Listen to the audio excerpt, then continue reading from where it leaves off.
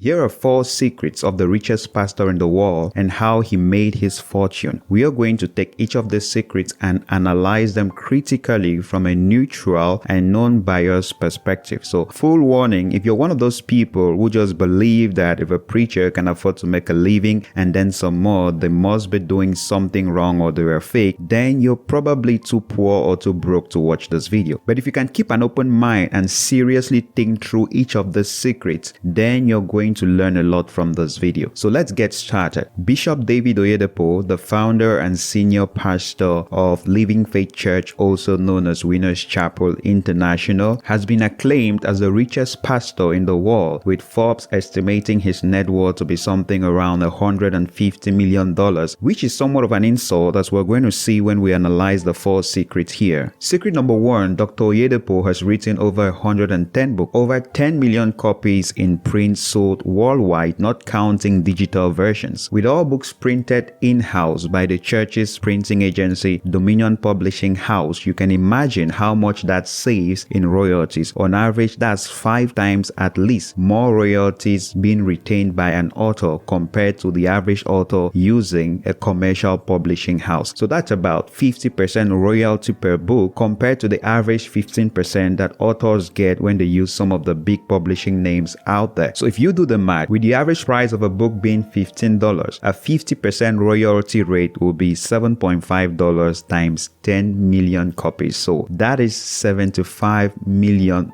And now we are not even talking about all the tapes of the sermons from every single service. With the publishing house existing since 1993, these books have been sold over a period of 30 years. So all things considered, being as conservative as possible, in over 30 years, the media arm of the church could have easily generated for this bishop 75 to 150, even $200 million. But here is the secret: he has never collected a single dime, not from the books, not from the tapes. Yes, you heard me right. He has not collected a cent. And that is why, even though his books are one of the most highly solicited, 10 million copies in print, they remain the cheapest. There are reports that the books sold on the church premises are sold in cents, not even up to $1. So libraries around the world are probably making more money from the books than the church itself. He reportedly said he's not against pastors or anyone benefiting from their books, but as he has been led by God, is not to collect a single dime. And a couple of years ago, after investing $1 million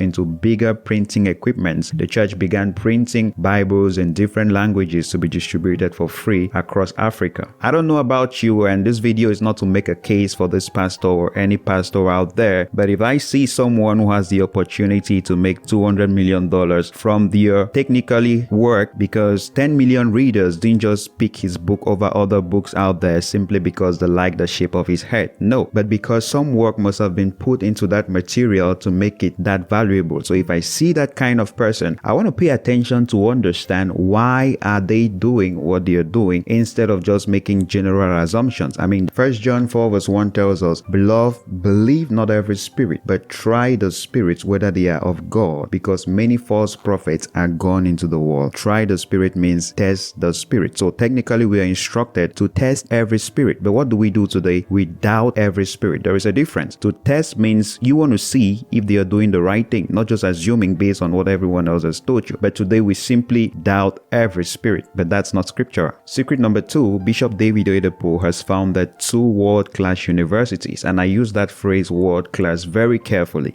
because the first university, Covenant University, has been the best university in Nigeria for about the past 3 or 5 years, and among the top 600 universities in the world, and it's just 20 years old. Just to put that in perspective, there are over 30,000 universities in the world, with some as old as 1,000 years old. So if you have a 20-year-old university going against 30,000 others, some of which are as old as 1,000 years old, and it's rising to the top, you should pay attention. Now, the average salary of a university chancellor is about $300,000 a year. So that is in total $600,000. And you guessed it again, he does not collect a salary as a chancellor of this university. As a matter of fact, several occasions he has personally used his own money to fund projects and events in the university. And besides this university, the church runs 156 primary schools, Kingdom Heritage Model Schools, and 21 secondary schools, Faith Academy academy in Nigeria alone, without counting the ones all over Africa and some other countries in the world. Through his foundation, the David Oyedepo Foundation, he offers academic scholarships to hundreds of students every single year. I remember a wise man once said, if you want to be like the really successful, then you should learn their secrets. Don't just admire what they have accomplished. Okay, before we look at secret number 3, you might be thinking right now, so what is the source of all his wealth? Because you're not giving us anything. But if you were paying close attention, then by now you should have seen glimpses of the secret to his wealth. But if not, then stick around because I'm going to spill it out anyway. So secret number 3, the headquarters of the church Canaan Land has over 600,000 worshippers every Sunday, spread in 4 services. We're looking at more than 2 million worshippers in Nigeria alone, and just about 6 million worshippers in 150 countries all over the world. And you guessed it again, he doesn't collect a salary as the lead pastor, even though he preaches for 4 straight services on Sunday. But just imagine he did,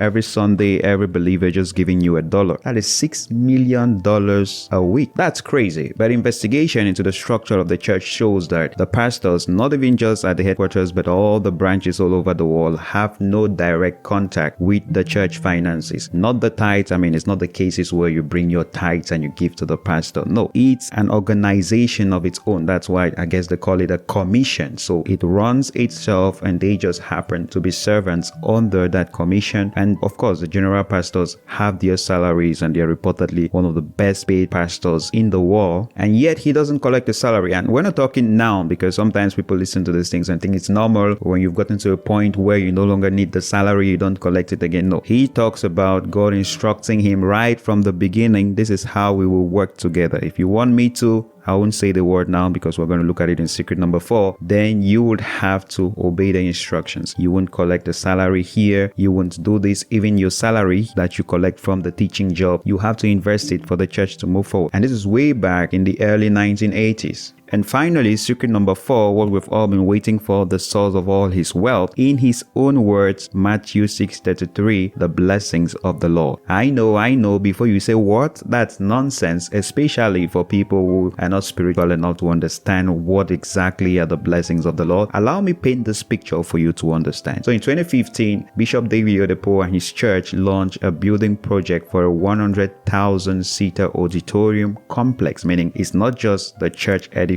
for sermons, 100,000 seated capacities, but he also has restaurants and cafeterias, and you get the idea of a complex. And that project reportedly will cost over $250 million, because right now the church is at a 50,000 capacity auditorium with an overflow of more than 50,000. So it only makes sense to build a 100,000 seated capacity auditorium. When the project was announced and launched in 2015 and people were given the opportunity to make free will donations towards the building of this auditorium, after just one announcement, people gave so much that it had to be officially declared that they were no longer receiving contributions towards building the Ark of God, as the project is called. Now you can manipulate people to give. Many fake preachers, as we like to call them out there, do that. You can coerce people over a period of time to give, but sharing a vision once and later having to beg people to stop giving is exactly what we see in Exodus 36 from verse 2 when they were building the sanctuary of God. It says, "Then Moses summoned Bezalel, Oholiab, and every skilled person whom the Lord had gifted, everyone whose heart stirred him to come and do the work. They received from Moses all the contributions that the Israelites had brought to carry out the service of constructing the sanctuary. Meanwhile, the people continued to bring free will offerings morning after morning, so that all the skilled craftsmen who were doing all the work on the sanctuary left their work and said to Moses, 'The people are bringing more than enough for doing the work the Lord has commanded us to do.' After Moses had given an order, they sent a proclamation throughout the camp, 'No man or woman should make anything else as an offering for the sanctuary.'" Now that's fascinating. If you believe scriptures and you believe that God is the same yesterday, today, and forever, and he's still working today, then this happening tells you no man can take credit for this. This is the work of God. So yes, God does bless, and he can use anyone to bless us beyond our wildest imaginations, especially when we obey his word and follow his leading.